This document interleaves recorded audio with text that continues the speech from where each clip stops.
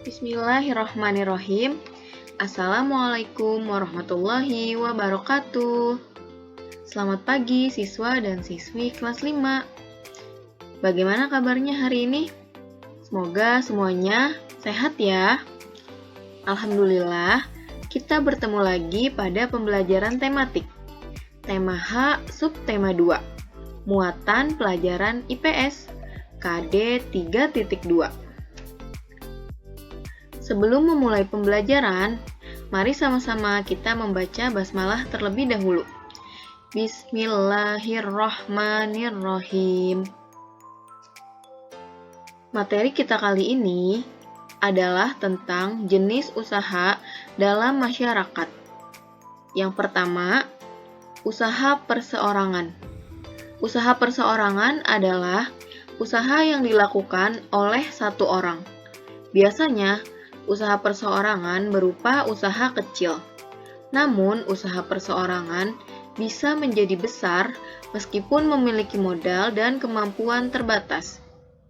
Usaha perseorangan harus dikelola dengan baik agar memberikan hasil yang maksimal.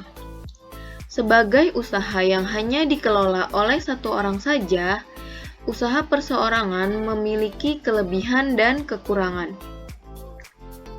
Berikut ini adalah kelebihan dan kekurangan usaha perseorangan.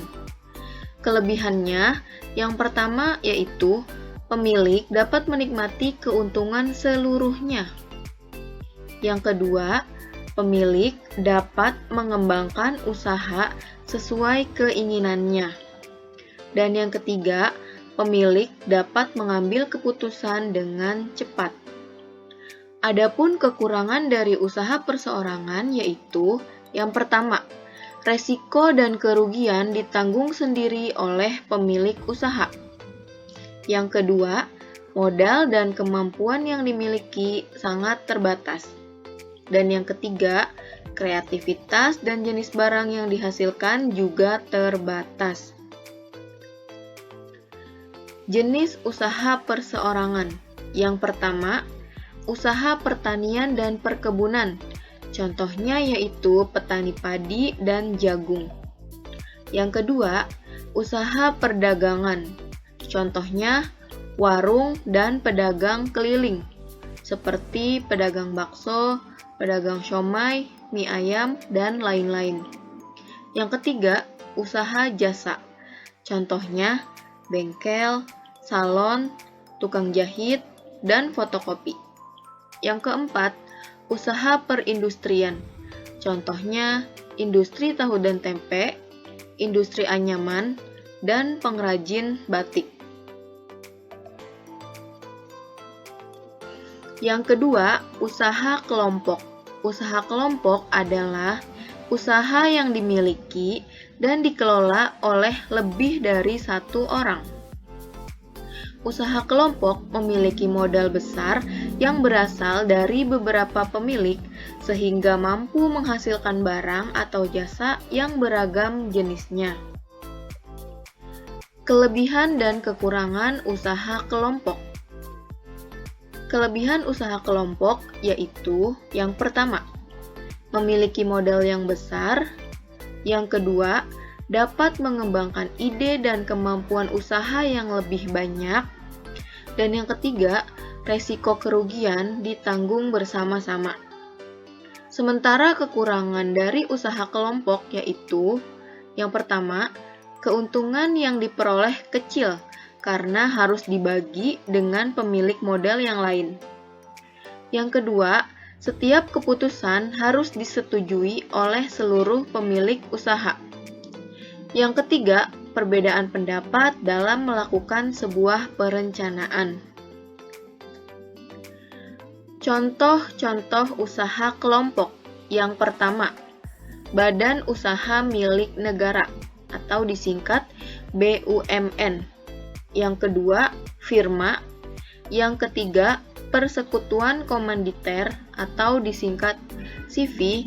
Yang keempat, perseroan terbatas atau disingkat PT. Yang kelima, koperasi. Yang keenam, badan usaha milik daerah yang disingkat BUMD.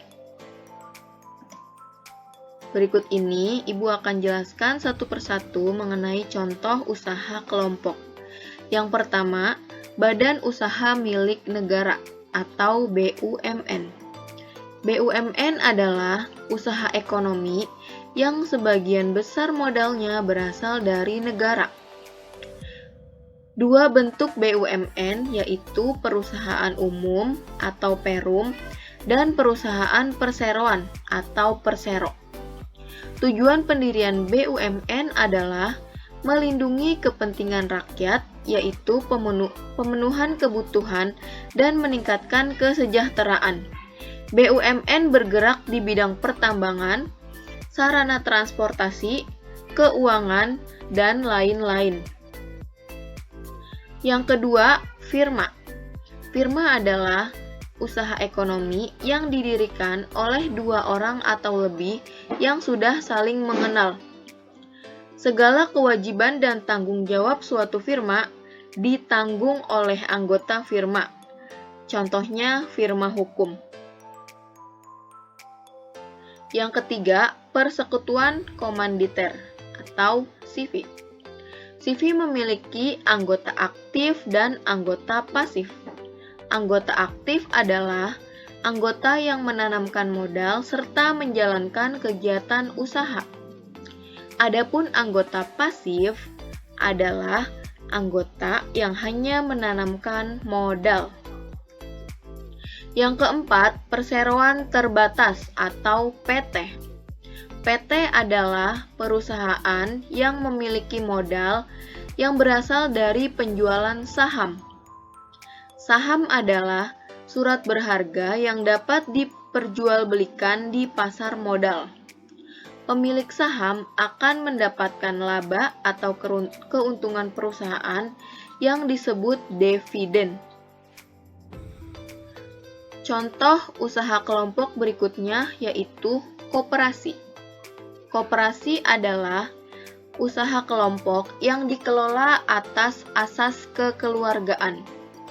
Modal koperasi berasal dari simpanan pokok, simpanan wajib, serta pinjaman dari anggota maupun dari bank.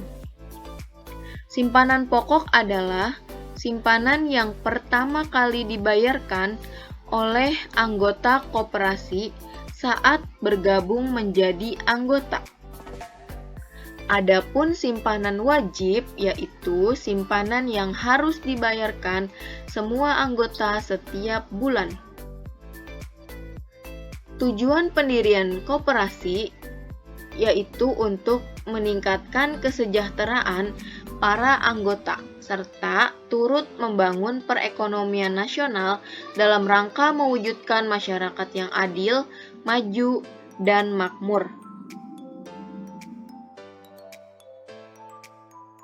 Contoh yang keenam adalah BUMD, Badan Usaha Milik Daerah.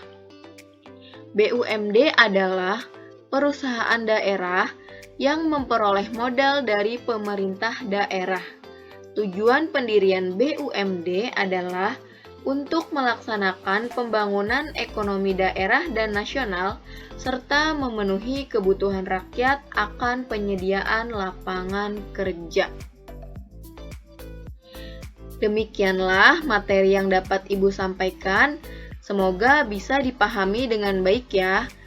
Jika ada pertanyaan, kalian bisa menghubungi Ibu. Terima kasih, tetap jaga kesehatan, dan tetap semangat dalam belajar. Wassalamualaikum warahmatullahi wabarakatuh.